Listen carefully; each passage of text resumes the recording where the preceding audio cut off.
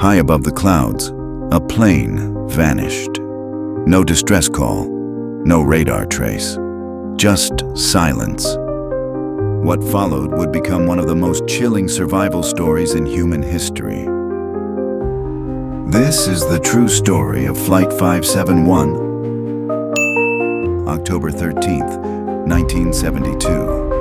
A Uruguayan Air Force plane carrying 45 souls, including a young rugby team, soared over the spine of South America, the Andes.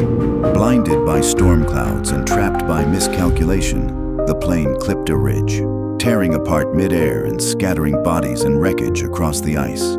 12 died instantly. 33 survived, bloody, broken, in shock.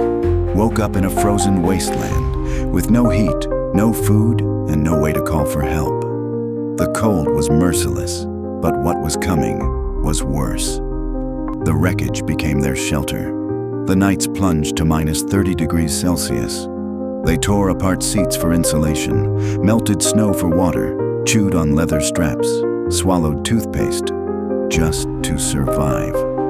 Hope hung by a thread, until the radio voice brought the final blow. The search has been abandoned. They were alone. No one was coming. The mountain wasn't just cold. It is death, injuries, exposure, hunger. One by one, their friends slipped away.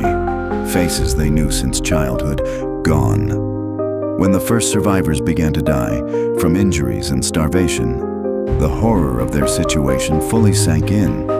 And then came the decision, a line no human should ever cross.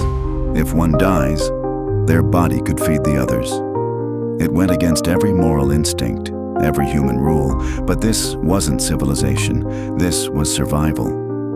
When death took one, then another, they followed through. They used glass shards to cut flesh, strips of muscle from friends, brothers. They cried, they vomited, but they swallowed. Some couldn't do it, others did, and lived. To the outside world, it was cannibalism. To them, it was sacred, their only hope. After 60 days in hell, hope burned low. But two men refused to die there. Two survivors, Nando Parado and Roberto Canessa, made the ultimate gamble.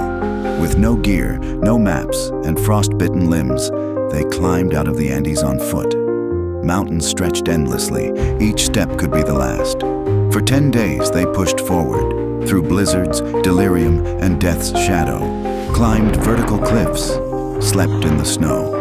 Every breath was pain, and then a figure, a farmer, watching them from across a river. The nightmare was finally over. On day 72, helicopters returned to the crash site. 16 had survived. What happened in the Andes still divides opinion, but for those who lived it, it was never about right or wrong. It was about staying alive. They carried guilt, trauma, but also the voices of the dead, who, in the darkest hour, gave their lives so others could live. Some called them heroes, others monsters. But until you felt death in your lungs and hunger in your bones, you'll never know what you would do. This isn't just a survival story, it's a reminder. The human will to live is terrifying and unstoppable. Today, the survivors live with the memory of friends lost and the terrible price of their survival. Not everyone would understand what they did, but maybe no one else ever had to.